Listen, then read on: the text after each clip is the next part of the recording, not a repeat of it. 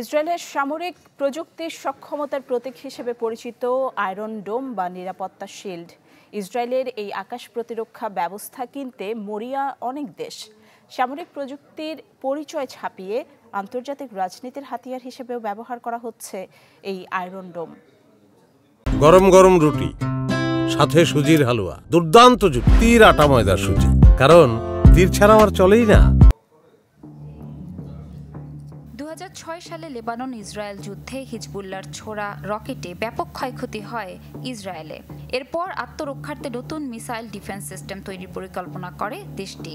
যুক্তরাষ্ট্রের Rafael advanced defence system এবং Israel aerospace industries যৌথভাবে 2011 সালে এই আয়রন ডোম বা নিরাপত্তা শিল্ড তৈরি করে। গেল বছর অক্টোবরে হামাসের ছোড়া কয়েক হাজার রকেটে 90%ই প্রথমবার আয়রন ডোম ব্যবহার করে ভূপাতিত করতে সক্ষম হয় ইসরায়েল। আয়রন ডোম এতটাই আধুনিক প্রযুক্তির যে প্রতিপক্ষের ছোড়া রকেট যদি ঘনবসতিপূর্ণ এলাকায় আঘাত হানার শঙ্কা থাকে তাহলেই কেবল নিষ্ক্রিয় করা হয়। সমুদ্রে বা জনবসতিপূর্ণ এলাকায় পড়লে ভূপাতিত করে না আয়রন ডোম। আয়রন ডোমের রাডার ও যুদ্ধ ব্যবস্থাপনা প্রযুক্তি একই সাথে বিপুল সংখ্যক ক্ষেপণাস্ত্রের বিরুদ্ধে কাজ করার জন্য ডিজাইন করা। একটি ক্ষেপণাস্ত্র ধ্বংস করতে মাত্র 10 সেকেন্ড সময় নেয় আয়রন ডোম।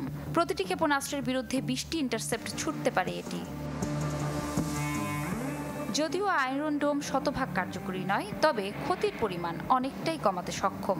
তাই রাশিয়ার অব্যাহত হামলাকে প্রতিহত করতে ইসরায়েলের কাছে আয়রন ডোম চেয়েছে ইউক্রেন।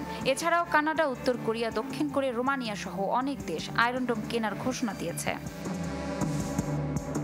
ইফশিতা জামান, চ্যানেল 24।